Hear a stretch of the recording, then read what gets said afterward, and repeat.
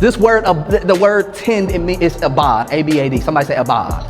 Abad. Oh. This word abad, it means to tend. It means to cultivate. It means to work. Oh. But it also means to worship. It's the same word that was used when the Levitical priests were getting the instructions on how to worship God through their service. When your work is done as unto the Lord, he doesn't see it as a way to climb the corporate ladder. He sees it as an act of worship. So this word abad, even what scholars would suggest is that as Adam worked the garden turned into a sanctuary. Somebody's like, well, I want to know where that garden is. It's such a job.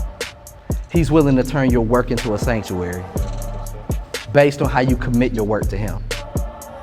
So when you go in and your motive and your attention is not job security, but honoring God, abad, it turns into worship.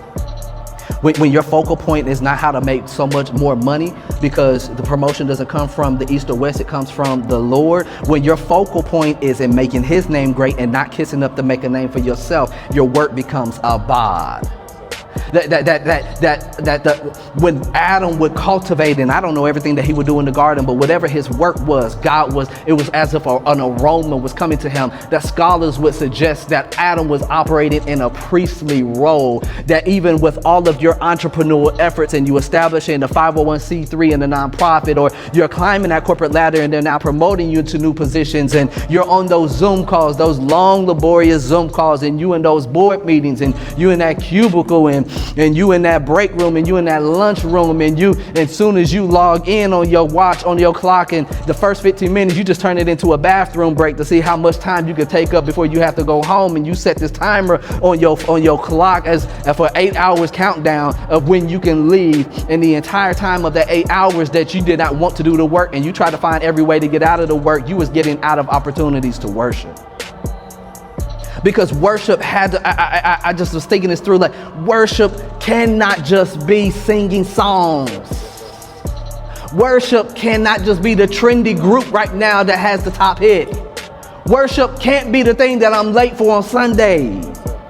Worship can't be the 20, 30 minutes at the beginning. Worship, what happened if I don't like to sing? Worship can't just be you singing. So it can't just be the moment in your car when you're on your way to work, or you are at home in your prayer closet. Worship can't just be that. If God inhabits the praise of his people, you mean to tell me at the max he got an hour a day? No. We got to go back to the beginning. When he wanted worship, he gave man work. What would you pay for somebody to teach you how to worship for 8 hours straight?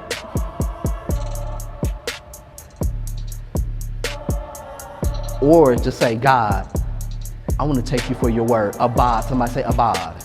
Lord, I invite you tomorrow to abad, that you would guide me in the work and it would be seen as worship. You don't understand the manifestation of his power and presence that will hit your job. You don't understand all the evangelism you can't do. They will come running to you saying, what must we do to be saved? All the ailments and the sicknesses that's happening, and people don't even know that you're praying. You just got to just lay your hand on the back, and it's not because the anointing on you, it's because the anointing in that atmosphere. Was it because you were singing? No, ma'am, no, sir. You didn't have time to sing. You just had time to abide.